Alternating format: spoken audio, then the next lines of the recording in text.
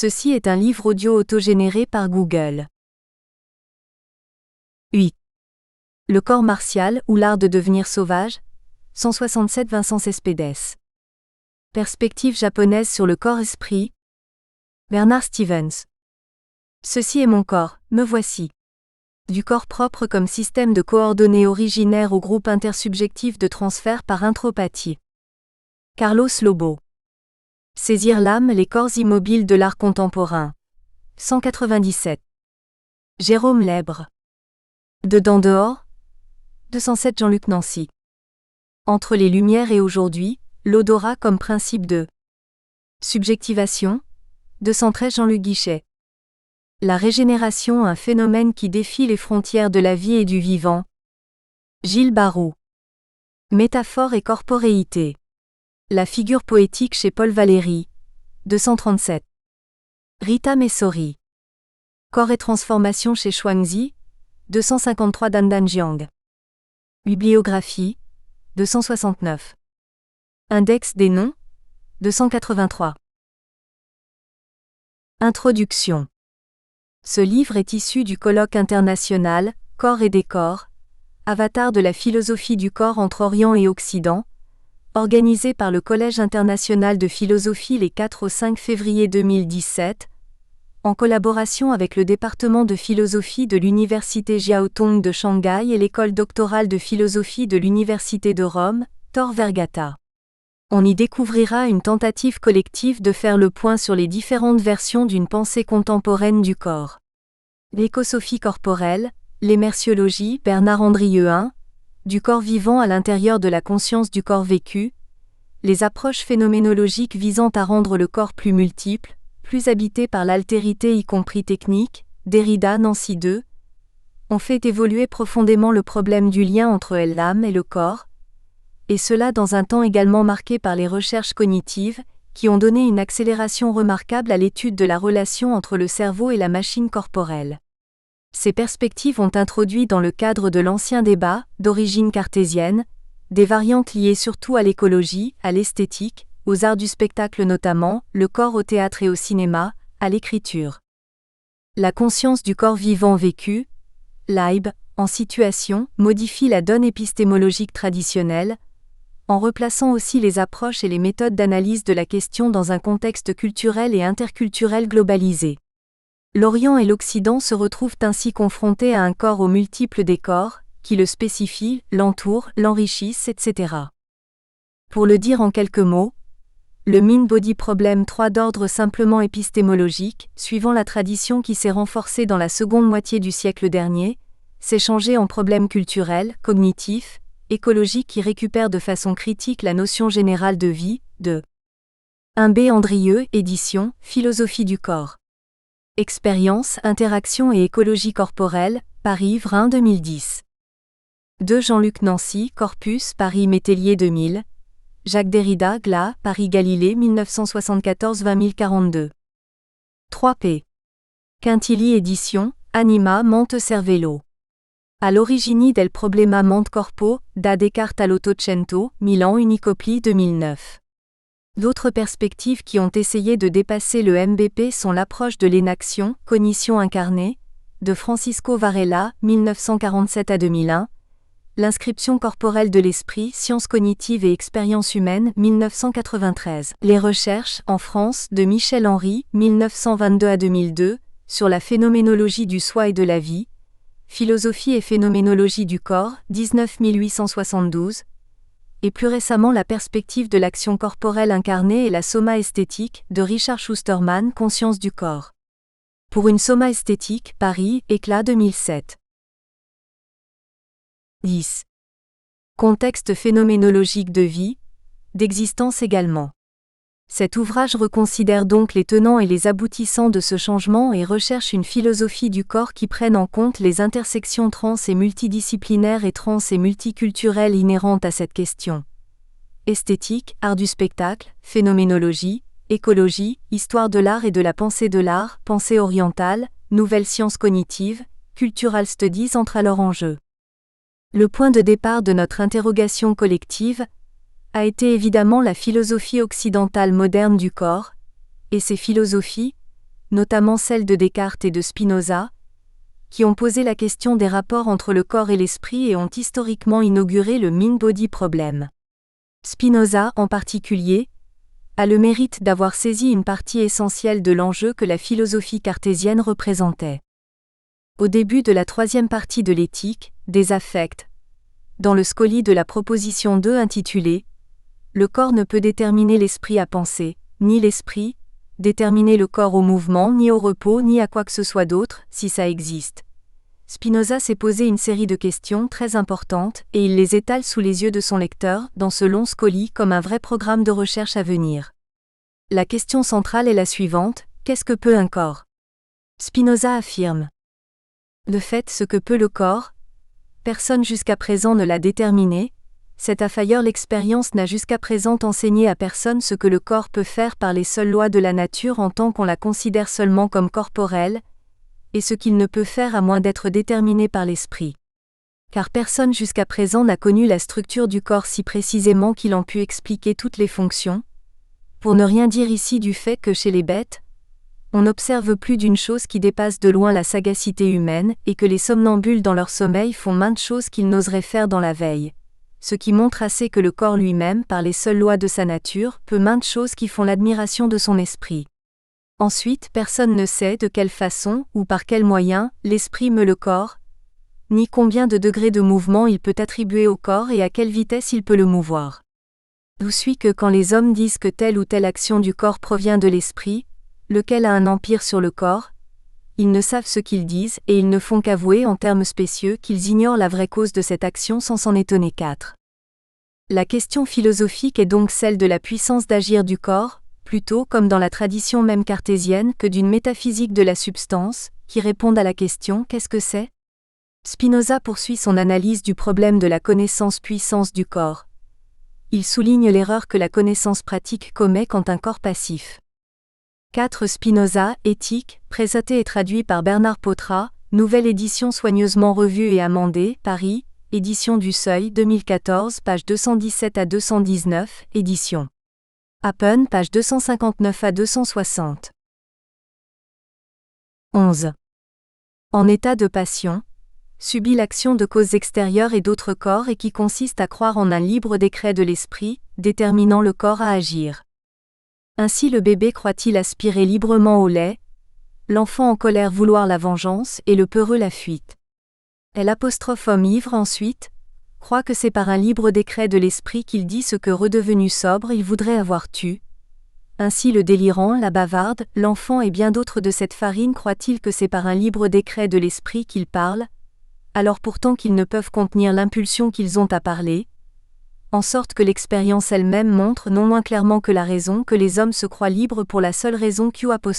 Ils sont conscients de leurs actions et ignorants des causes par quoi elles sont déterminées, et en outre que les décrets de l'esprit ne sont rien d'autre que les appétits eux-mêmes, et pour cette raison varient en fonction de l'état du corps.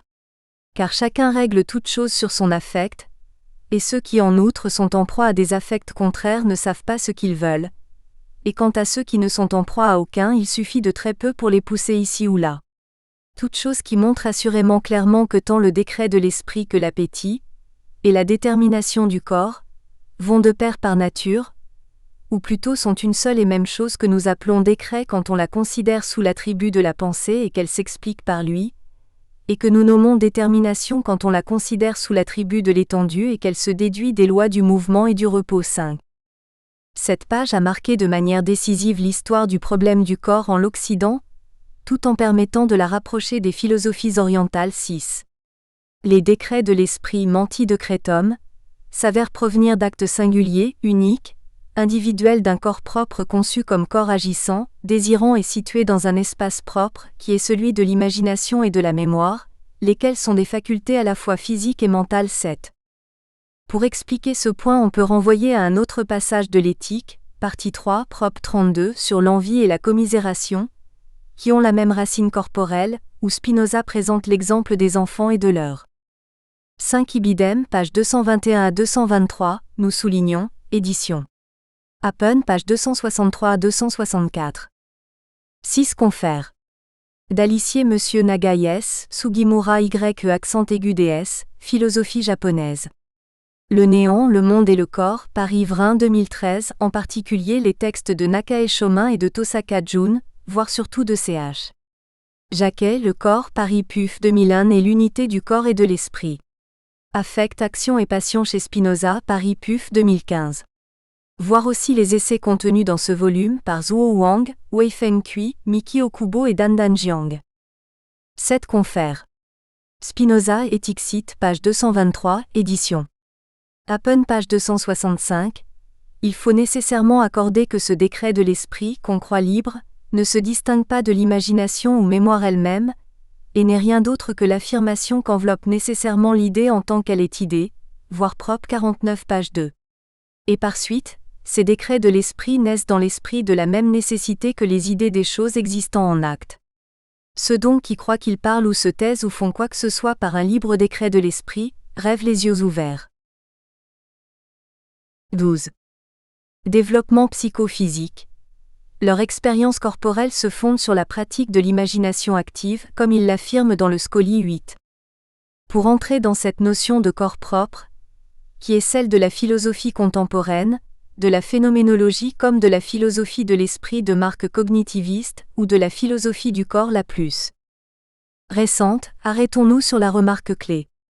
C'est que les images des choses, comme nous l'avons dit, sont les affections mêmes du corps humain, autrement dit les manières dont le corps humain est affecté par les causes extérieures et disposé par elles à faire telle ou telle chose. 9. Le corps propre, non pas un corps en général, un corps quelconque, mais le corps d'un homme singulier, a son histoire individuelle propre qui se dessine sur le fond d'images des choses et qui le rend à la fois sensible, sous forme de passion, et intelligible, sous forme d'idées 10. Nous sommes en tant que sujets vivants existant en acte, des agglomérats d'images, conscientes et mémorisées, et par ces productions d'images nous donnons un caractère concret à notre existence d'homme, en termes de désir, action, propos, projets, etc. Spinoza nous introduit ainsi à la grande question d'aujourd'hui, située bien au-delà du traditionnel mind-body problem. Il s'agit de la position du corps propre et de ses techniques, de ses usages plus ou moins rationnels, donc de l'existence de corps vivants libres ou assujettis et donc, dans ce dernier cas, des corps à émanciper 11. Ce dernier propos, il faut le souligner, se formule aussi par-delà toute perspective simplement spiritualiste, moraliste ou moralisatrice. L'histoire, comme toujours, nous simplifie la tâche. À partir de la première moitié du XXe siècle entre en usage, dans les langues européennes techniques ou cultivées d'abord, et ensuite dans la langue courante, un vieux terme latin, celui de corporetas, traduit par corporeité ou corporalité, bodiness en anglais, corporalita ou corporeta en italien. Il indiquait en général, au Moyen Âge, le domaine de tout ce qui peut appartenir à un corps, n'importe lequel, donc pas spécifiquement celui de l'homme. Le latin chrétien à partir du IIIe siècle, fait usage aussi du terme de corporalita qui indique la nature. 8 Ibidem page 267, proposition 32. Si nous imaginons que quelqu'un jouit d'une certaine chose qu'un seul peut posséder, nous nous efforcerons de faire qu'il ne la possède pas, édition. Appen, page 318. 9 Ibidem page 267 à 269. Rerum imagine ut diximus, sunt ipsae humani corporis affection sive modi, quibus corpus humanum accosi externis afficitur, disponitur cadoc, vel illu agendum. 10 Jean-Luc Nancy au fond des images Paris Galilée, écriture figure 2003, Federico Ferrari Jean-Luc Nancy, Nussom, La peau des images Paris Klingsik 2006. 11 La question sexuelle y est aussi centrale. J. Butler C'est corps qui compte. De la matérialité et des limites discursives du sexe, traduit de l'anglais par Charlotte Norman, Paris, Amsterdam 2009. 13. Corporel. La matérialité, où corps et matière sont pris ensemble dans un même regard et un même jugement de condamnation ou de mépris. L'histoire de la langue témoigne ainsi de la singulière réutilisation au XXe siècle d'un terme d'origine chrétienne ou médiévale, corporetas, avec une intention tout à fait inverse du point de vue philosophique. Il s'agit alors d'affirmer que cette nature corporelle, cette matérialité de l'homme, c'est tout l'homme. L'homme est tout corps, il n'est que corps, si bien que la dimension du mental est celle du corps lui-même. Ce corps mental n'est pas qu'un oxymore, il appartient au débat philosophique de notre temps. La corporalité est donc la notion clé qui fait qu'une personnalité sensée, une rationalité sensée même, ne peuvent plus être envisagées qu'incorporées. Un premier pas vers cette somato-psychique, qui allie le corporel et le mental, est franchi par le grand anthropologue français Marcel Mauss dans son essai sur les techniques du corps, 12. Ce texte nous apprend qu'il existe un inconscient corporel, donc un flux d'images, de représentations et de pratiques incorporées dans le moi, que décrivent les techniques que chaque culture humaine, il y en a plusieurs, possède. Par exemple, pourquoi la manière de croiser les mains, la manière de rire ou de regarder des Japonais est ainsi reconnaissable de premier abord, mais indescriptible, en quelque sorte, sinon en forme d'atmosphère sémantico-corporelle, d'aura gestuelle? C'est que les techniques incorporées déterminent les gestes, le langage corporel, les postures selon des normes et des modèles. Ces modes de socialité et de socialisation du corps rentrent à tel point dans la constitution de l'habitus que l'observation des corps devrait suffire pour reconnaître la technique à l'œuvre.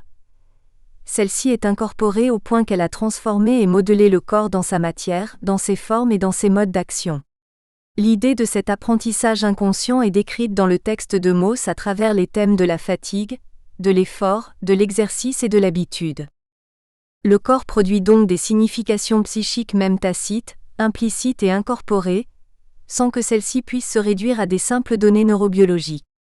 Comme l'observe bien Béandrieux, c'est l'unité somato-psychique et non l'unification fusionnelle des fonctions, qui doit permettre de décrire comment le corps, par son interaction, produit plusieurs niveaux d'activité sémantique non intentionnelle, et ce en deçà de l'activité proprement consciente. Pour cela, on peut distinguer 3 niveaux d'activité. Incorporé, inconscient corporel, implicite, inconscient cognitif, tacite, inconscient cérébral 13. Il s'agit en bref, d'atteindre ce niveau de l'expression et de l'existence du corps qui est en deçà de la parole et que Husserl a appelé l'expérience antéprédicative de la chose corps. Le corps propre, notre propre corps qui est. 12 in Sociologie et Anthropologie, Paris PUF, 1934. 13 Béandrieux édition, Philosophie du corps site page 14, nous soulignons. 14. À chacun d'entre nous est immergé dans le monde de la vie, Lebenswelt. C'est un flux d'énergie, de puissance et de représentation, où l'intériorité, il serait mieux dire l'internalité, et l'externalité des énergies, des puissances et des représentations sont, dans la lignée de Spinoza, 2 aspects de la même substance, ou plus précisément du même corps. Les différentes approches qui se croisent dans ce livre défrichent ce domaine de recherche encore très fécond et ouvert à des développements conceptuels inouïs. Jérôme Lèbre. Paolo Quintilli. Une autre histoire du corps. Du mind-body problem. Au corps propre vécu. Le corps et la critique. Paolo Quintilli. Federico Lodoli résumé.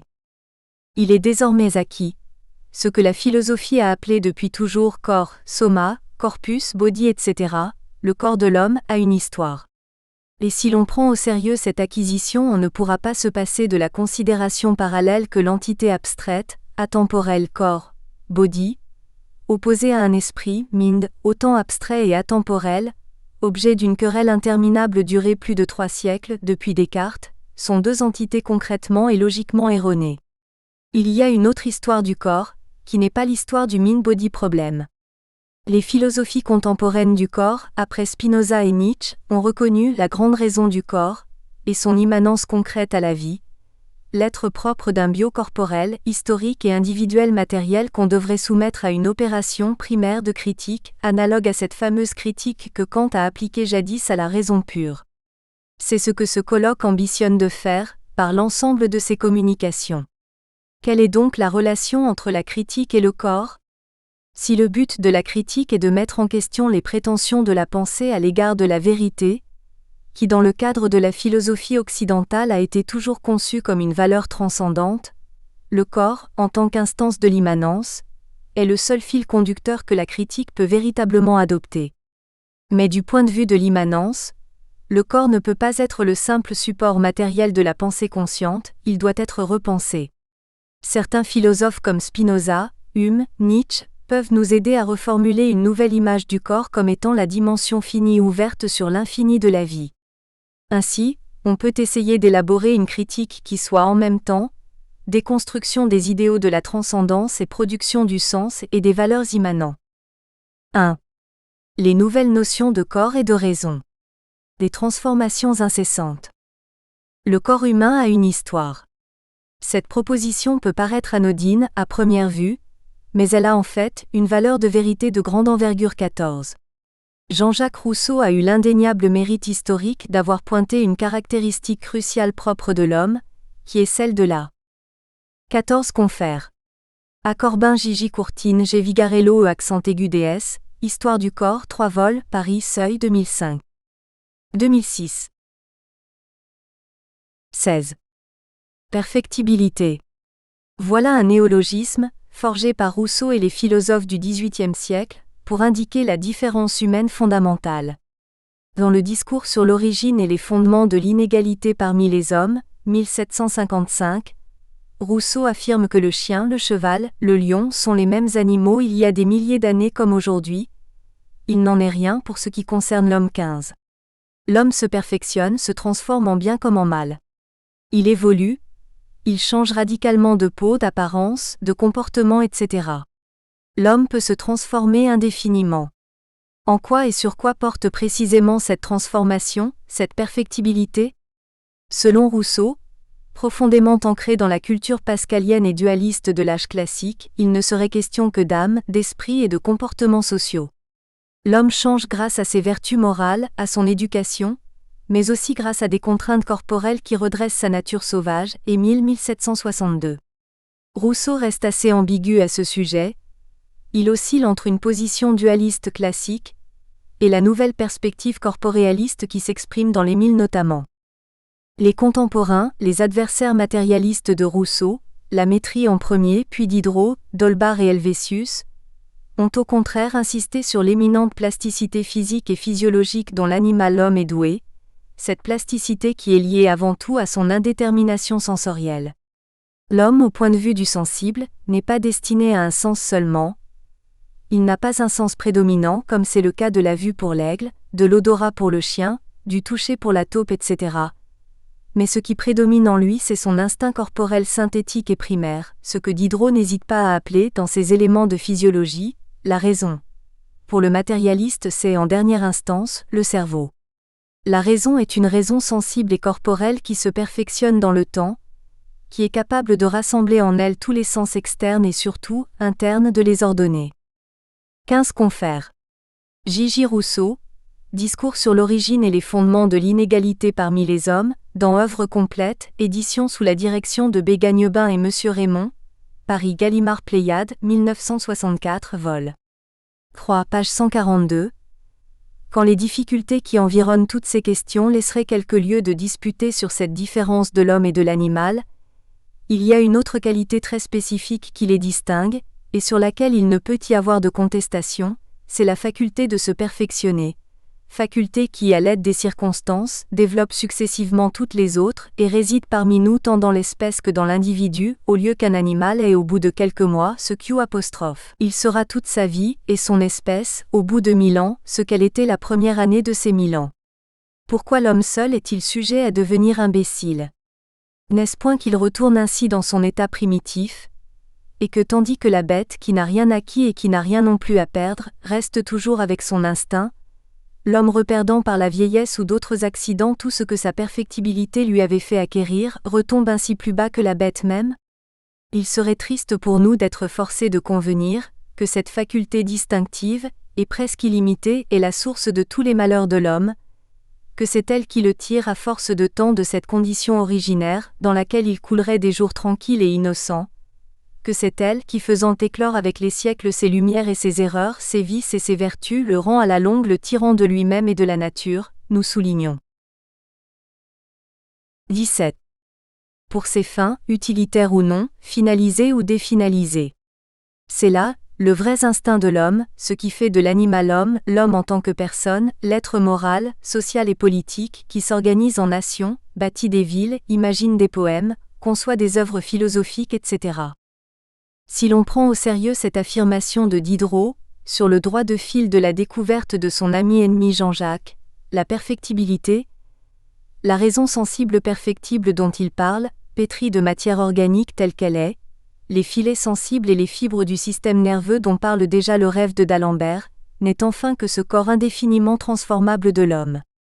Un corps en action et en corrélation avec le monde naturel et social et avec son soi, dont il est question dans les éléments de physiologie, 1773 à 1784, ouvrage inédit posthume de Diderot dont on connaît encore assez mal tous les tenants et les aboutissants, 16, rattaché à l'autre ouvrage clé de la conscience de soi corporelle, plus connu qu'est le rêve de d'Alembert, 1769.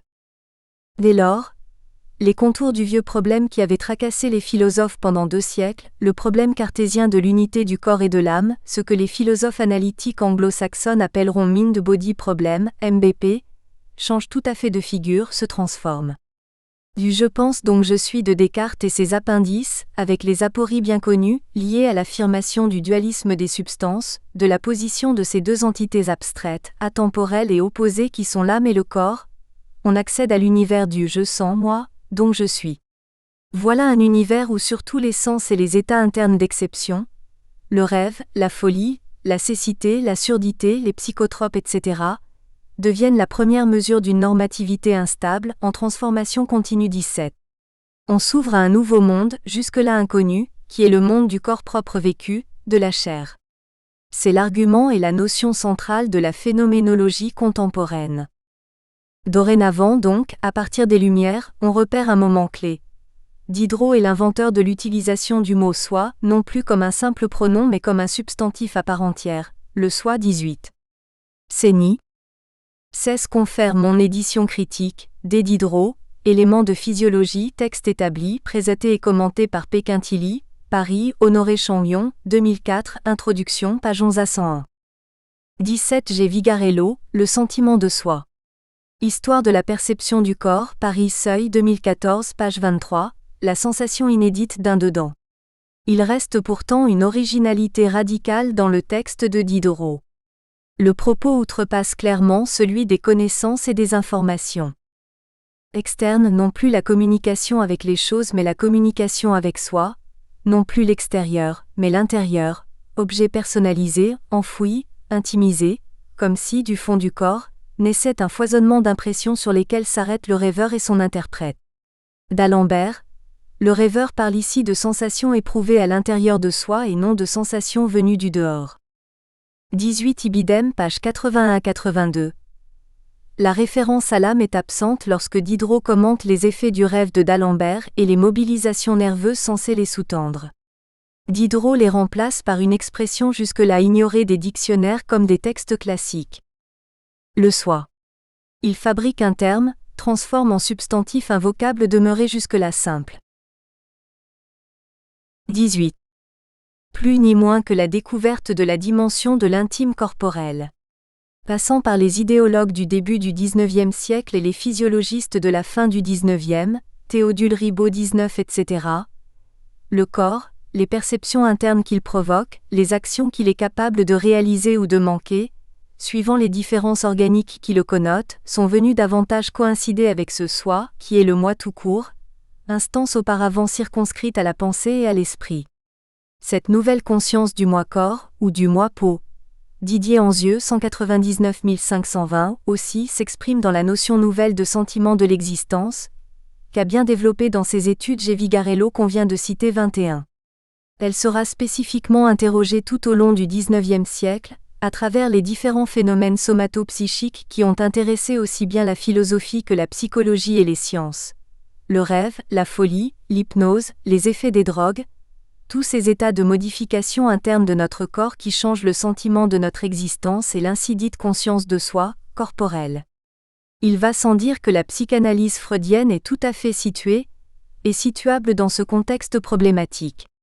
Aujourd'hui, la notion de conscience de soi corporelle est devenue un lieu d'égarement et de vertige autant que d'exploration de ce que la philosophie et les philosophes continuent d'appeler, de manière hasardeuse, l'intime, le soi.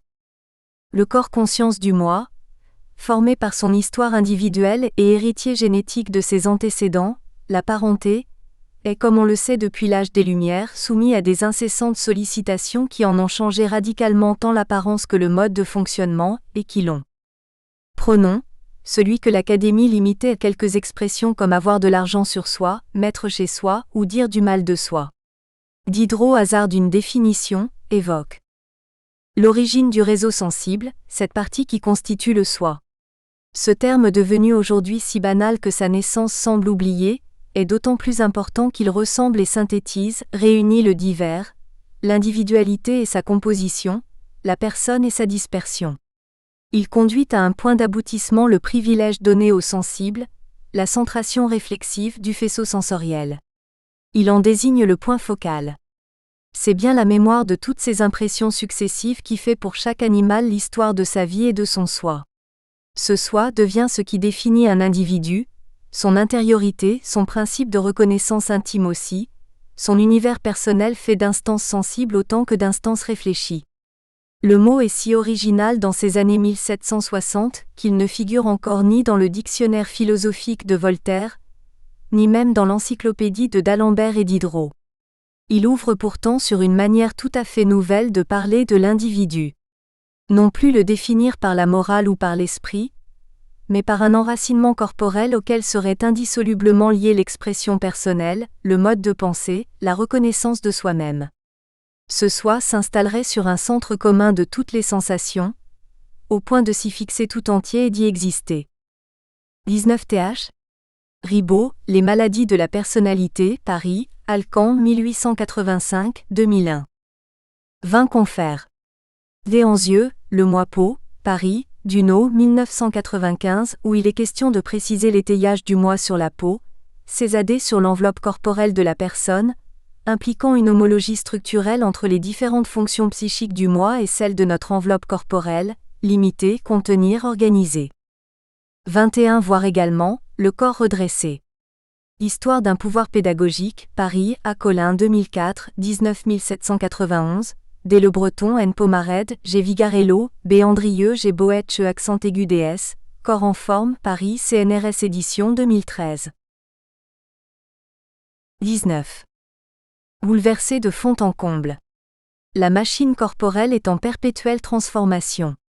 Il s'agit aussi d'une question de représentation plurielle du corps, qui change dans l'histoire 22 et qui rétroagissent sur la constitution et sur l'action somato-psychique de la machine entière.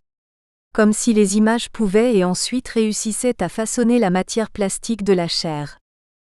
2. Les révolutions du XXe siècle, du corps au cyborg. Jamais, avant le XXe siècle, en fait, le corps humain n'avait connu de tels bouleversements. Le déplacement du rapport entre santé et maladie, corps normal et anormal, vie et mort dans une société toujours plus médicalisée, la légitimité accordée au plaisir en même temps que l'émergence de nouvelles normes et de nouveaux pouvoirs, biologiques et politiques, ou biopolitiques, la recherche du bien-être individuel, incessamment convoitée, et en même temps dans les mêmes espaces, l'extrême violence de masse, le contact des peaux dans la vie intime et la saturation de l'espace public par la froideur des simulacres sexuels visibles. Tels sont quelques-uns des paradoxes nourrissant le rapport du sujet contemporain à son propre corps. L'histoire du corps ne fait que commencer. Or, dans cette histoire, dès l'âge moderne à aujourd'hui, on pourrait compter des différentes étapes, que je me bornerai ici à énumérer, juste comme des modèles de représentation qui ont caractérisé les époques de cette autre histoire du corps dont il s'agira de discuter dans ce colloque, et comme un point de repère provisoire que je soumets ici au débat. Nous assistons à l'époque moderne à la mise en place de 4 modèles fondamentaux. 1. Un modèle de corps comme cosmos ou microcosme, miroir de l'infinité spirituelle transcendante de Dieu, héritage de l'époque antique et médiévale, qui n'a jamais cessé de vivre au cœur même de l'époque de la révolution scientifique à l'âge moderne. Les médecins de la Renaissance étaient en large partie des adeptes de cette conception platonicienne de la corporalité. 2. Un modèle biomécanique du corps, fondé sur la métaphore de La Fontaine, un modèle hydraulique du corps-machine que l'on trouve chez W. Harvey et Descartes, et qui rompt radicalement avec le premier. 3. Un modèle bioénergétique ou thermodynamique, le corps comme source de force vitale, corps moteur chimiquement actif et réactif dès la fin du XVIIe, les critiques de Descartes, Spinoza, Locke, Hume les matérialistes. 22 Confères. G. Vigarello, Méthode et objet en histoire du corps. Entretien avec Georges Vigarello, dans Monsieur Bouffard Gilles Apéra, E-Wiki accent aigu DS. Le corps dans l'histoire et les histoires du corps, XVIIe-XVIIIe siècle. Travaux de jeunes chercheurs précédés d'entretiens avec G. Vigarello, Paris, Herman 2013, page 7. À l'horizon du problème, un thème doit dominer. Repérer la façon dont on se représente le corps, la façon dont cette représentation agit elle-même sur les pratiques. L'enjeu est donc de mettre le corps au cœur du problème, de suivre ses représentations et ses modes d'être. 20. Et du XVIIIe siècle, tout au long du XIXe siècle et jusqu'au XXe. Ensuite à notre époque. 4. Un modèle que j'oserais appeler de corps dématérialisé ou plutôt d'un corps bio-informationnel qui est chargé d'images, de représentations plus ou moins conscientes et d'informations qui se réfléchissent en lui et en dehors de lui, en le transformant. C'est un modèle bio-informationnel d'une machine qui traite de l'information comme un ordinateur, qui mène jusqu'à la notion de cyborg, greffe d'organique et de mécanique, hybride de machine et de vivant 23, qui est, je crois, aussi le modèle sous-jacent et inavoué de la phénoménologie du corps contemporaine, M. Henry, Gisèle Nancy, etc. Le corps propre vécu est en effet, à mon sens, ce corps sémantisé, chargé de mémoire, d'images, d'informations et de modifications qui viennent de sa dimension plurifonctionnelle, saturé de sémantique. Un corps sursémantisé si l'on peut dire. La psychanalyse de Freud et ses descendants, jusqu'à Lacan, se situe à cheval entre le modèle bioénergétique et ce dernier modèle bioinformationnel. Avant d'en arriver à l'avenir du corps, dont on ne sait pas encore ce qu'il pourra en devenir, trans, post-humanisme, etc. 24, nous nous arrêterons au passage sur l'étape historique la plus significative, la troisième, qui met en cause la modélisation du corps-machine cartésien au gré d'une vision énergétique ou bioénergétique de la corporalité humaine. C'est le moment crucial de l'histoire du corps, qu'il est utile de bien saisir conceptuellement pour avoir une idée plus claire des filiations historiques ultérieures vers le modèle 4, le dernier, d'un corps bio-informationnel. Les philosophes qui ouvrent la voie dans cette direction sont bien connus, Spinoza, Éthique 2, les matérialistes du XVIIIe siècle, cités, Diderot et quelques autres qui sont cependant moins connus 25, Hume et Nietzsche, ensuite Freud, mais cela est une histoire plus compliquée. Quelle est leur contribution ? Leur apport dans ce passage de ce qu'on pourrait appeler la dimension de la transcendance abstraite du corps, biomécanisme, à celle de sa production d'immanence, bioénergétisme. Le corps-machine, ainsi que l'esprit abstrait, transcendant-transcendantal, sont soumis à une critique. 23 confères. De Haraway, Manifesto for Cyborg, Science, Technology and Socialist Feminism in the années 1980. In Socialist Review and 80-1985, Manifeste Cyborg et autres essais. Science-fiction féminisme, anthologie établie par Laurent Salard, Delphine Gardet et Nathalie Magnan, Paris, Éditions Exil 2007, en ligne. http://www.cyberféminisme.org/txt/cyborgmanifesto.htm 24 C'est un long discours qu'on devrait ouvrir ici. Géo-toi JN Missa Alperbal, accent aigu DS, Encyclopédie du transposthumanisme. L'humain et ses préfixes par Yves Rhin, 2015 page 105 à 110, article posthumain page 156 à 174, article transhumain et transhumanisme, Béjousse Couturier le transhumanisme. Faut-il avoir peur de l'avenir ? Paris Herald 2016, Bruce Benderson Transhumain Paris édition Payot et Rivage 2010, B. Andrieux Les avatars du corps. Une hybridation somatechnique, Montréal, Liber 2011. 25 Péquintilly, Matérialisme et lumière. Philosophie de la vie, autour de Diderot et de quelques autres. 1706 à 1789, Paris, Honoré Champion 2009. 21. Généralisé et le corps lui-même est porteur d'une instance critique qui le régénère, qui lui donne une sorte de nouvelle naissance. De quoi s'agit-il plus précisément avec cette critique ? Paolo Quintilly. 3. La position du problème. Quelle est donc la relation entre la critique et le corps ? Si le but de la critique est de mettre en question les prétentions de la pensée à l'égard de la vérité, que la philosophie occidentale a toujours conçu comme quelque chose de transcendant, le corps, en tant qu'instance de l'immanence, est le seul fil conducteur que la critique peut véritablement adopter. Mais du point de vue de l'immanence, le corps ne peut pas être le simple support matériel de la pensée consciente. Il doit être repensé, analysé, déconstruit, c'est-à-dire devenir lui-même et prioritairement la cible de la critique. Sujet et objet de la critique, le corps est ainsi l'instrument, le critère et la force pour déconstruire les idéaux de la transcendance et produire du sens et des valeurs immanentes. Ci-dessous, il s'agit d'esquisser le sens de la critique par rapport à son objet, l'idée de vérité, et d'introduire le corps comme étant son canon nécessaire et intrinsèque. Ensuite, on se confrontera avec certains philosophes, tels que Spinoza, Hume, Nietzsche qui ont déjà indiqué les grandes raisons du corps. Finalement, on montrera l'image possible de la pensée qui émerge de cette relation entre corps et critique. 4. Critique. Vérité. Corps. Selon Emmanuel Kant, la critique est l'examen nécessaire pour comprendre les limites et les conditions de la pensée, par rapport à ses prétentions de vérité. Mais le statut de la vérité, dans la philosophie occidentale, a un sens et une valeur très précise qui a orienté entièrement ce que signifie penser. Comme l'a écrit Martin Heidegger, tout au long de son histoire, la métaphysique occidentale, c'est-à-dire la méditation sur l'être en tant que tel dans son ensemble, détermine les temps à l'avance en tant que ce qui devient saisissable et délimitable selon les points de vue de la raison. La métaphysique occidentale est fondée sur cette primauté de la raison. 26. Cette image de la pensée a dominé l'histoire de la philosophie à partir des idées de Platon jusqu'à aujourd'hui, en passant par le cogito de Descartes. Pour Gilles Deleuze, au-delà de ses variantes rationalistes ou empiristes, cette image. 26 Monsieur Heidegger, Nietzsche, Paris Gallimard, 1971, page 412. 22.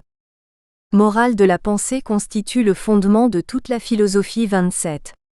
Cela parce qu'au-delà de toute distinction, les différentes positions philosophiques manifestent un trait commun qui caractérise leur manière de penser en tant que mouvement abstrait et vertical.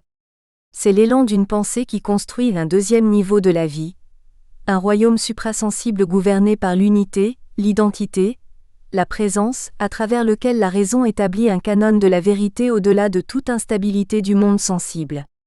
À l'origine de ce mouvement ascensionnel, il y a précisément le déploiement de la force de négation de la raison qui réduit le monde sensible à simple apparence, comme l'affirme encore Heidegger, la volonté du monde vrai au sens de Platon et du christianisme, la volonté du suprasensible, de l'étant en soi, revient en vérité à dire non à notre monde ici-bas. 28. Platon représente l'origine, parce que c'est lui qui introduit la division à l'intérieur de la vie en provoquant une opposition insoluble entre deux niveaux. Un plan idéal, invariable, permanent et un plan du sensible, toujours instable, en tant que multiforme et en devenir. La conséquence en est la création d'une hiérarchie, selon laquelle un plan se constitue comme fondement et paradigme de l'autre. L'idée est l'origine, le modèle est le but par lequel on juge et oriente l'existant, le principe d'ordre du tout. Les corps qui habitent ce monde n'ont pas de réalité propre, mais sont déterminés seulement en vertu de leur ressemblance au modèle idéal. C'est une scission qui produit les dualismes de la pensée caractéristiques de l'histoire de la philosophie en Occident. Être et devenir, universel et particulier, âme et corps, bien et mal, idéal et sensible. Du moment qu'il appartient aux deux mondes, différemment des autres êtres vivants, l'homme est un être exceptionnel parmi les autres. Comme l'a écrit Jean-Marie Schaeffer, c'est une position qui affirme que l'homme fait exception parmi les êtres qui peuplent la Terre et ça serait dû au fait que dans son essence proprement humaine, l'homme posséderait une dimension ontologique en vertu de laquelle il transcenderait à la fois la réalité des autres formes de vie et sa propre naturalité. 29. Étant donné cette hiérarchie verticale, l'idéal philosophique de l'homme se détermine comme un mouvement ascensionnel, comme une tentative de rejoindre la transcendance. L'image du philosophe, aussi bien populaire que scientifique, semble avoir été fixée par le platonisme. Un être des ascensions qui sort de la caverne, s'élève et se purifie d'autant plus qu'il s'élève. L'opération du philosophe est donc déterminée comme une ascension, comme une conversion, cet affailleur comme le mouvement de se tourner vers le principe d'en haut dont il 27 Cr. G. Deleuze sur Nietzsche et l'image de la pensée, dans l'île déserte et autres textes. Paris, Les Editions de Minuit, 2002. 28 Monsieur Heidegger, Nietzsche cite, page 74. 29 J. Monsieur Schaeffer, La fin de l'exception humaine, Paris Gallimard, 2007, page 14. 23. Procède et de se déterminer, de se remplir et de se connaître à la faveur d'une telle notion. 30. Après Platon, le représentant le plus puissant de cette vision qui cherche une séparation progressive du monde sensible, et qui encore aujourd'hui projette son influence sur notre époque, est René Descartes. En fondant le statut de la connaissance sur l'autonomie du cogito, Descartes attribue à la forme logique de la pensée la réalité de l'existant. C'est chez Descartes, le père de la philosophie moderne, que la stratégie de fondation gnoséocentrique de la thèse se met en place. Elle est en effet au cœur de l'opposition cartésienne entre la res extensa et la res cogitant. Descartes adosse l'ontologie dualiste à la démonstration du caractère fondateur du cogito, donc la pensée, pour affirmer la spécificité radicale de l'être humain. La philosophie cartésienne signe l'émancipation du dualisme philosophique de son arrière-fond théologique, puisque désormais ce n'est plus Dieu qui va garantir les vérités primaires. Désormais l'essence proprement humaine de l'homme réside dans le fait qu'il est constitutivement sujet de la pensée. La seule façon dont l'homme est encore lié au réel réside dans le fait qu'il le pense. 31. Descartes pense deux substances liées par une relation où l'une, la res cogitant, détermine l'autre, la res extensa, où un je pense implique un je suis, où toute la réalité est posée dans la res cogitant et ce qui reste, la res extensa, est réduite à un objet de représentation. Descartes ne fait qu'introduire le plan de la transcendance au niveau de la pensée. Maintenant le fondement réside dans la constitution formelle de l'esprit, la réalité devient la pensée, Dieu la forme logique. Bien qu'il ait réformé cette image de la pensée dans un sens gnoséologique, Descartes ne s'éloigne pas de la position de fond qui caractérise l'histoire de la philosophie en tant que platonisme. Il reprend le même modèle qui a orienté le sens de ce que signifie penser. La pensée critique doit évaluer les limites et les possibilités de cette position, le sens et la valeur de ce mouvement, pour essayer de comprendre son origine généalogique, c'est-à-dire mettre à jour les raisons, les évaluations et les forces qui sont derrière cette image de la pensée. En même temps, puisque la déconstruction est toujours le prélude d'une nouvelle construction, le but de la critique doit être aussi celui de produire un nouveau sens et des nouvelles valeurs. C'est-à-dire que, pour évaluer les possibilités de la raison elle-même ne suffit plus, il faut changer de point de vue.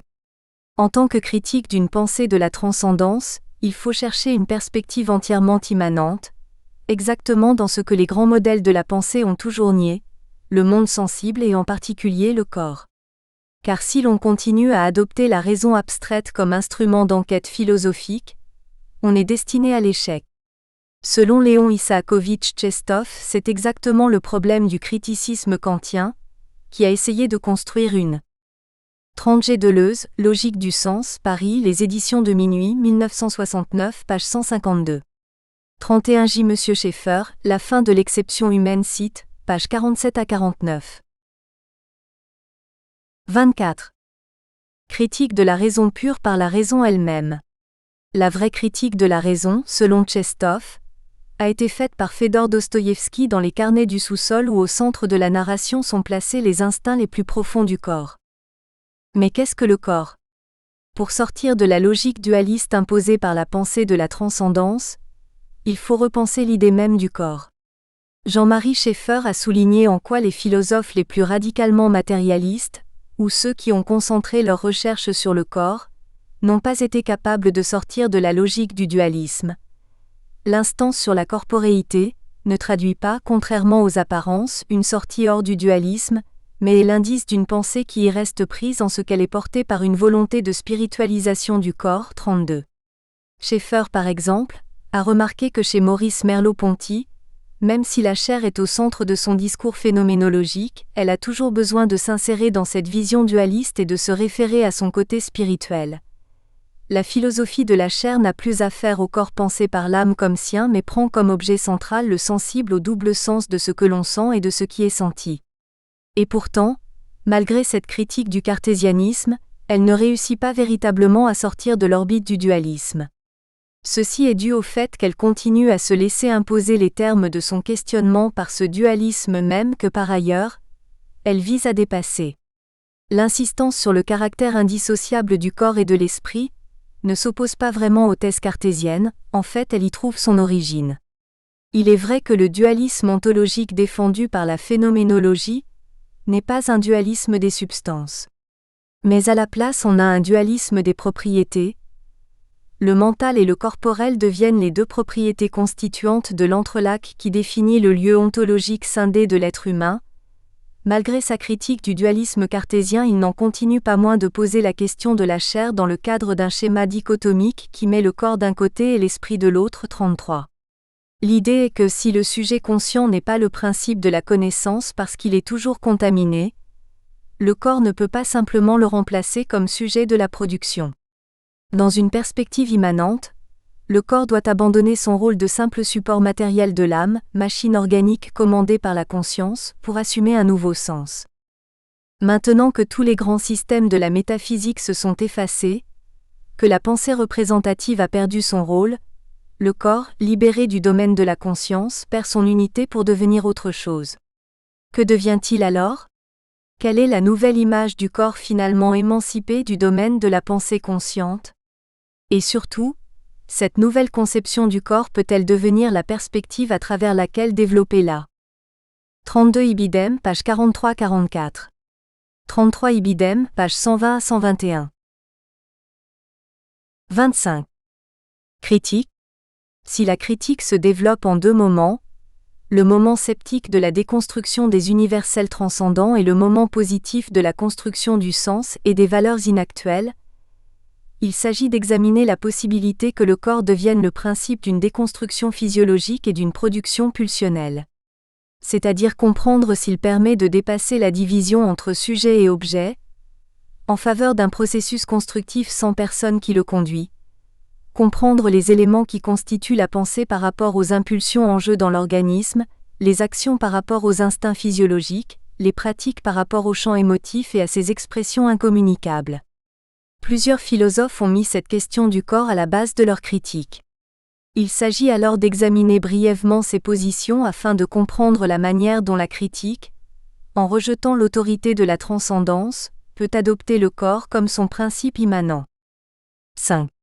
3 perspectives. Baruch Spinoza, penseur de la nature et des affects, a conçu la nécessité de l'existence exclusivement en vertu de la puissance de la vie, la seule dimension immanente. Dieu est cause immanente, mais non transitive de toute chose. 34. Sa critique déconstruit l'illusion du finalisme du moment que pour lui, la nécessité de l'existence n'est jamais en prévision d'un but transcende, mais se justifie exclusivement à travers sa propre puissance. Penser la critique veut dire alors se situer dans une position qui ne distingue pas entre les différents niveaux de l'être, mais leur donne la même dignité ontologique, en tant qu'ils appartiennent à la même dimension, bien que deux attributs soient conçus comme réellement distincts, c'est-à-dire l'un sans le secours de l'autre, nous n'en pouvons cependant pas conclure qu'ils constituent deux êtres, autrement dit deux substances différentes. 35. Spinoza ne hiérarchise plus les attributs, l'esprit et le corps, et ne postule pas le primat de l'un sur l'autre. Les deux se situent sur le même niveau parce qu'ils sont également des attributs connaissables de la même substance immanente. C'est la théorie du parallélisme, selon laquelle il y a une correspondance entre les deux attributs qui expriment la même chose, mais de deux manières différentes et sans qu'il y ait une influence réciproque. Interprétation leibnizienne de la doctrine de Spinoza, assez discutable aujourd'hui. Le plan d'immanence se constitue en fait comme un seul plan réel auquel on peut se 34b Spinoza, Éthique partie 1, proposition 18, dans Œuvre complète Paris Gallimard, 1954 page 331, et Ibidem partie 1, appendice page 346. Car la perfection des choses ne doit s'estimer que de leur seule nature et puissance, et les choses ne sont pas plus ou moins parfaites, selon qu'elles flattent la sensibilité des hommes ou qu'elles l'offensent, selon qu'elles s'accordent avec la nature humaine ou lui répugnent. 35 Ibidem, partie 1, Scoli à la proposition X, page 317. 26. Référé sous un double registre. Substance pensante et substance étendue sont une seule et même substance qui est comprise tantôt sous cet attribut, tantôt sous l'autre. De même aussi le mode de l'étendue et l'idée de ce mode sont une seule et même chose, mais exprimées de deux façons. Et ainsi que nous concevions la nature soit sous l'attribut de l'étendue, soit sous l'attribut de la pensée, soit sous quelque autre, nous trouverons un seul et même ordre, autrement dit une seule et même connexion de causes, c'est-à-dire les mêmes choses se suivant les unes les autres. 36. Conséquence en est qu'aucun attribut ne peut être considéré en une position ontologiquement supérieure, du moment que tout rapport de causalité et d'éminence entre eux est nié. Cette correspondance réciproque entre les deux attributs définit aussi l'homme en tant que mode fini, possédant des idées et un corps singulier. Il y a une seule chaîne d'événements qui se déploie en deux séquences parallèles, qui ne s'influencent pas, mais qui existent dans une correspondance parfaite. Les idées et le corps de l'homme sont les modifications du même élément ontologique. La première conséquence de cette position est que le je pense cartésien perd son rôle éminent, et que le corps devient la condition originaire de la pensée. Contre le cogito, la première question philosophique devient « Qu'est-ce que peut le corps ?» Pour penser la nature de l'esprit, il faut partir d'abord de la composition du corps du moment que l'objet de l'idée constituant l'esprit humain est le corps, autrement dit un certain mode de l'étendue existant en acte, et rien d'autre. 37.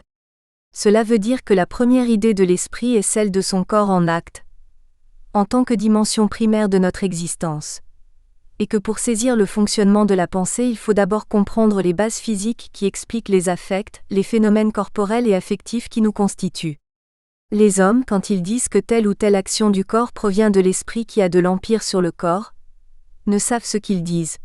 Je demande si l'expérience ne nous enseigne pas aussi que si le corps est au contraire inerte, l'esprit est en même temps incapable de penser ? 38.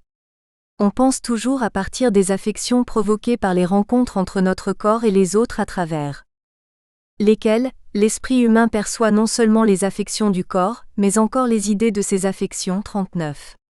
C'est seulement à partir de cette situation caractéristique de l'homme, en tant qu'être plongé avec son corps dans la nature et dans les affections, que l'on commence à penser et que l'on peut développer la connaissance. La pensée se produit dans l'interaction avec le monde externe, parce que l'on est toujours lié à l'action des corps qui continuellement l'affectent. Cette position indique une constitution réceptive de 36 ibidem partu 2 Scoli à la proposition 7, page 360. 37 ibidem partie 2 proposition 13 page 367. 38 ibidem partie 3 Scoli à la proposition 2 page 416 et partie 3 Scoli à la proposition 2 page 417. On ne sait pas ce que peut le corps. 39 ibidem partie 2 proposition 22 page 381. 27. L'esprit humain pour laquelle le rapport mental avec l'externe se construit à travers le rapport du corps avec les autres. Autrement dit, si le corps est une structure qui existe dans un système de rapports affectifs, on peut penser exclusivement à partir de ses relations corporelles. Finalement, dans le système spinozien, l'homme se distingue d'abord par sa capacité d'être affecté, parce que c'est la singularité des affections qui détermine non seulement l'essence unique de chacun mais aussi sa possibilité de connaître. Cela veut dire que la pensée intentionnelle a une origine inconsciente plus profonde. Une idée n'est pas séparée des événements du corps, mais elle émerge à partir d'une modification matérielle dont il faut connaître l'origine. Il s'agit de chercher les conditions immanentes, les relations affectives et les mouvements d'enchaînement qui se produisent dans le corps et desquels la pensée émerge. Le résultat en est que ce n'est pas proprement nous qui avons les idées, mais ce sont plutôt les idées qui nous traversent. La connaissance n'est pas un donné du sujet cartésien, mais l'auto-affirmation et le développement d'une idée en nous. Et l'esprit n'est pas une faculté générale mais un acte singulier toujours incarné. Mais aussi le moi qui perçoit n'est pas un ensemble isolé, mais quelque chose qui change continuellement, parce qu'il est toujours plongé dans un réseau relationnel et affectif qui le modifie.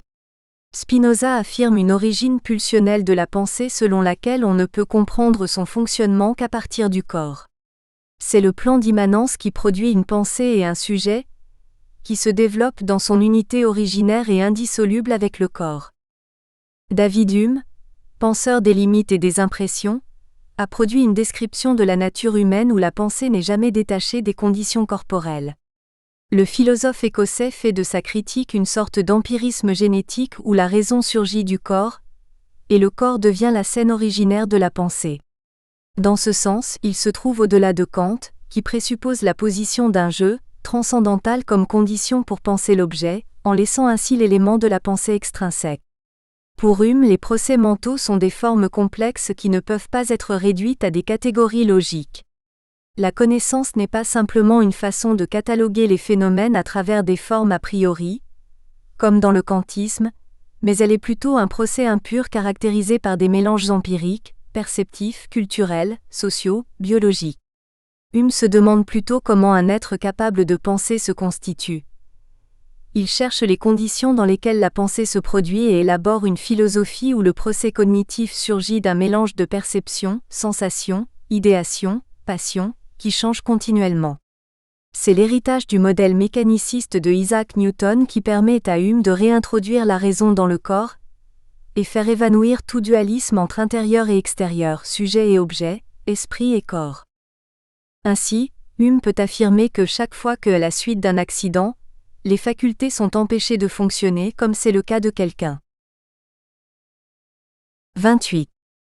Qui naît aveugle ou sourd, non seulement les impressions sont perdues, mais les idées correspondantes le sont aussi, de sorte qu'il n'apparaît jamais dans l'esprit la moindre trace des unes ou des autres carences. Le procès cognitif ne prévoit pas de vide, parce que la structure des êtres vivants est un ensemble contigu d'esprit et de corps, où les idées naissent, grandissent et se développent à l'intérieur d'un seul procès perceptif. C'est-à-dire que la rationalité humaine est une force passionnelle, dans laquelle les idées et les impressions sont qualitativement les mêmes. La raison n'est rien qu'un instinct merveilleux et inintelligible. 41. Le traité de la nature humaine annonce sa révolution dès son début. Toutes les perceptions de l'esprit humain se ramènent à deux espèces distinctes, que j'appellerais impressions et idées. La différence entre elles se trouve dans le degré de force et de vivacité avec lequel elles frappent l'esprit, et se frayent un chemin dans notre pensée ou notre conscience. Les perceptions qui entrent avec le plus de force et de violence, nous pouvons les appeler impressions. Et sous ce nom je réunis toutes nos sensations, passions et émotions, telles qu'elles se présentent d'abord dans l'âme. Par idées, j'entends leurs images affaiblies dans la pensée et le raisonnement. 42. L'ensemble perceptif de l'esprit est constitué par des impressions, sensations, émotions, passions dans leur première manifestation dans l'esprit, et par des idées, images réfléchies et plus faibles que les premières. Mais leur différence est seulement de degré et pas essentielle. L'esprit élabore le matériel exactement de la même manière que la sensation, parce que la structure perceptive est la même. C'est une vision qui évoque le parallélisme de Spinoza car chez Hume aussi, il y a toujours une correspondance entre les deux niveaux. La différence est que les impressions sont les causes directes des idées, leur source et conditions d'existence. À leur première apparition, toutes nos idées simples dérivent d'impressions simples, qui leur correspondent et qu'elles représentent exactement 43. Il s'agit de plonger la pensée dans le corps, dans ses capacités sensibles et physiques, pour donner à l'esprit des capacités évolutives et adaptatives. Cette continuité entre sensation et idéation devient l'instrument critique à utiliser contre tout a priorisme, toute abstraction, toute métaphysique. Hume abandonne la suprématie cartésienne du je, sur le corps et l'exceptionnalité de l'homme sur les autres êtres vivants. Les actes de la connaissance ne sont plus des fonctions ou des facultés, parce que la connaissance naît dans une élaboration perceptive où sensation, jugement et raisonnement sont tous mélangés. Les 40 des Hume, Traité de la nature humaine par Yves Flammarion, 1995, livre 1, partie 1, section 1, page 45. 41 Ibidem, livre 1, partie 3, section 16, page 257. 42 Ibidem, livre 1, partie 1, section 1, page 41 et page 42. Les unes semblent être en quelque sorte le reflet des autres, si bien que toutes les perceptions de l'esprit sont doubles et se présentent à la fois comme impression et comme idée.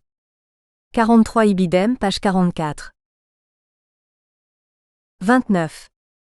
Pensées ne sont plus des calculs mais des procès d'acquisition et d'élaboration, de manipulation et d'action, enracinés dans un tissu fait d'inclination, intérêt, attraction, répulsion, friction. Une gamme biologique composée par des inclinations qui interagissent sur nos procès mentaux. L'esprit n'est plus une boîte vide à remplir, mais devient un procès vital qui peut naître, grandir, mais aussi se corrompre et dégrader. Hume reconduit le moment le plus haut de l'activité humaine à une activité naturelle qui implique aussi imperfection et approximation, progrès et régression, avancement et dégénération. Ainsi, il montre les mouvements silencieux, implicites, souterrains de l'esprit parce qu'il le voit non pas comme il devrait être, mais comme une matière qui peut continuellement être modifiée. Par conséquent, le chemin de la connaissance aussi n'est plus linéaire et progressif, mais il est fait d'oscillations, chutes, régressions. Hume développe ensuite l'idée d'un soi complexe et pluriel, ennemi de l'idée métaphysique pour laquelle l'identité est une séquence de succession sans rupture. L'identité est plutôt une réflexion ressentie sur les actes de l'esprit et du corps qui n'appartient pas au domaine de la conscience. Il est des philosophes qui imaginent que nous sommes à chaque instant intimement conscients de ce que nous appelons notre moi, que nous en sentons l'existence et la continuité d'existence, et que nous sommes certains. 44. C'est le prélude à la décomposition de l'unité de la personne faite par Nietzsche le siècle suivant, puisqu'avec Hume le jeu cartésien n'est plus cogité mais devient une impulsion primaire, multiple et incarnée, dans un ensemble corps-esprit composé de cellules et nerfs, de sang et chair. Friedrich Nietzsche, penseur du pluralisme et de la perspective, évoque ouvertement la tradition spinozienne et mécaniciste. Je pense que c'est inutile tout départ de l'autoréflexion de l'esprit et je ne crois pas à une bonne enquête sans le fil conducteur du corps. 45 Différemment de Spinoza et Hume, Nietzsche commence d'emblée par l'observation de son propre organisme, lorsqu'il essaye de comprendre l'origine de sa maladie. Pris entre lucidité et délire, son corps devient le point de départ de sa philosophie et lui-même se pose comme exemple d'expérience humaine. Considérer son expérience vécue avec autant de rigueur et d'exactitude qu'une expérience. 44 Ibidem, livre 1, partie 4, section 6, page 342. Dans la même section Hume écrit « Quand je pénètre le plus intimement dans ce que j'appelle moi-même, je tombe toujours sur une perception particulière ou sur une autre, de chaleur ou de froid, de lumière ou d'ombre, d'amour ou de haine, de douleur ou de plaisir. Je ne parviens jamais à aucun moment à me saisir moi-même sans une perception, et je ne peux jamais rien observer d'autre que la perception.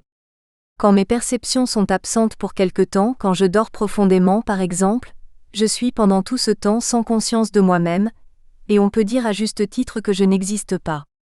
Il se peut qu'il perçoive quelque chose de simple et de continu qu'il appelle lui-même, encore que je sois certain qu'il n'y a pas un tel principe en moi. Ibidem, page 343 à 344.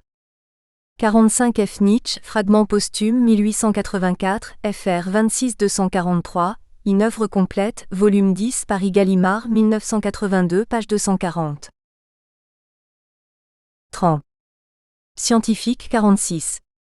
L'observation de ces états de crise et de santé devient alors l'instrument pour interpréter la lutte entre deux codes opposés, les forces actives du corps et les forces réactives de la conscience.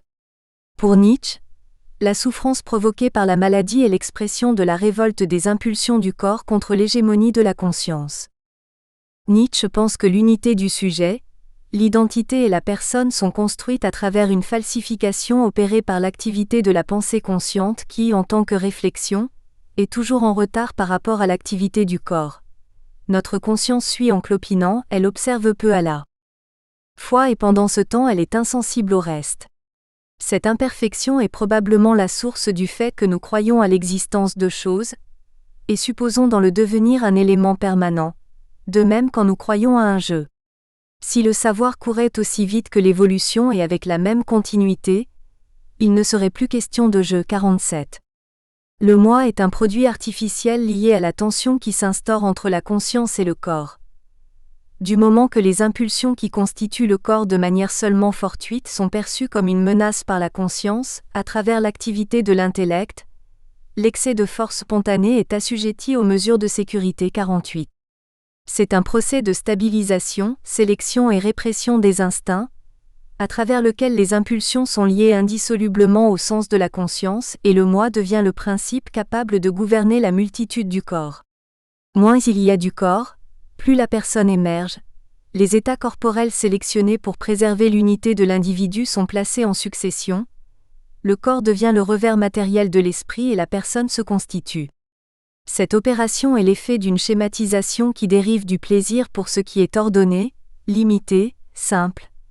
L'identité est le fondement par lequel il est possible de limiter le chaos qui est dans le corps. Au contraire, l'observation de son organisme montre à Nietzsche que l'homme est un agrégat des singularités qui excèdent continuellement toute conception de la personne, et le conduit à élaborer une détermination de l'individualité où il n'y a plus de séparation entre l'esprit et le corps, parce que l'homme se détermine d'abord comme une complexité unitaire. l'individu contient beaucoup plus de personnes que l'on ne croit. Personne. 46 F. Nietzsche, fragment posthume, 1879 à 1881, une œuvre complète, volume 4, fr. 6. 323, Paris Gallimard, 1970, page 531, Ibidem, fr. 4, 118, page 404. Connaissance de ces forces, loi de leur organisation et de leur dispersion.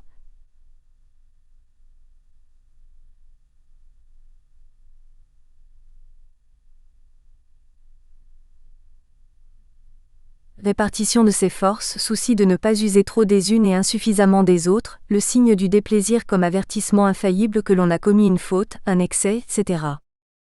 47 Ibidem, fr. 6, 340, page 534. Confère aussi fr. 6, 63, page 474. Le jugement est quelque chose de très lent comparé à l'activité éternelle infiniment petite des instincts. Les instincts sont donc toujours les premiers arrivés et le jugement est toujours sur place une fois le fait accompli. 48 Ibidem, fr. 10, D61, page 663. 31. N'est qu'un accent mis, un résumé de traits et de qualités, 49. Chaque singularité est le produit d'une pluralité, d'intensité, excitation, mouvement nerveux, qui le détermine avant qu'il en ait conscience. Il n'y a pas de cohésion préétablie dans l'identité, car ce qui définit un homme n'est pas sa partie consciente, mais la relation entre les forces qui le composent. Nietzsche arrive à affirmer qu'il n'y a pas un seul moi, mais une myriade d'impulsions, quantités intensives de force, traits d'énergie qui nous déterminent essentiellement comme une multitude. Cela parce que le corps est selon Nietzsche une structure dont les composants considérés en soi n'ont aucune propriété mais existent seulement en termes d'interaction, à travers la relation que les forces qui habitent en nous instaurent avec les autres forces. Les forces luttent, s'affrontent et trouvent un équilibre à travers leur propre code. Seulement cette interaction incessante affirme la totalité qui fait l'homme. En nous guidant sur le corps, nous pouvons reconnaître en l'homme une multiplicité d'êtres animés, qui d'une part, ordonnés et subordonnés comme ils sont entre eux, font sans le vouloir de l'affirmation de leur être individuel une affirmation aussi de l'ensemble. Parmi ces êtres vivants, il en est qui sont dominants plutôt que obéissants, et il y a de nouveau entre eux combat et victoire. La totalité qui constitue l'homme a toutes les propriétés de l'organique, qui pour une part nous demeurent inconscients et pour une part deviennent conscients sous forme d'instinct. 50. Les forces se comportent selon leur nature active ou réactive. Les premières tendent à la puissance et agissent sur les deuxièmes qui, néanmoins, ne sont pas niées parce qu'à l'intérieur de la hiérarchie les deux types de forces sont nécessaires. L'action et la réaction sont formes complémentaires de lutte, et le rapport détermine la capacité de chacun d'être affecté. Le différentiel affectif qui en émerge n'est pas seulement le résultat, mais aussi le moteur des forces, c'est la volonté de puissance, le principe interne et inconscient qui exprime l'essence singulière de chacun. Ce n'est pas un principe métaphysique, mais une force primordiale qui existe dans le monde organique. Elle peut être plus ou moins satisfaite, mais elle est toujours là, parce que nous ne sommes que cette capacité affective. 49 F. Nietzsche, fragment posthume 1884, une œuvre complète, volume 10 site, fr. 25 363, page 124, confère aussi fragment posthume 1879 à 1881 site, fr. 670, page 476. L'ego est une pluralité des forces personnalisées dont tantôt l'une tantôt elle apostrophe. Autre passe au premier plan en qualité d'ego et considère les autres de loin, comme un sujet considère le monde extérieur qui influe sur lui et le détermine.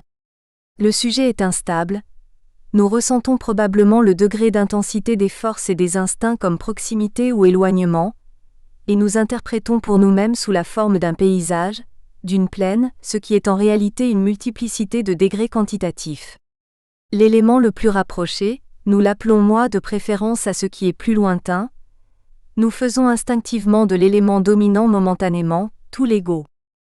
50 F. Nietzsche, fragment posthume 1884 site, fr. 27-27, page 315.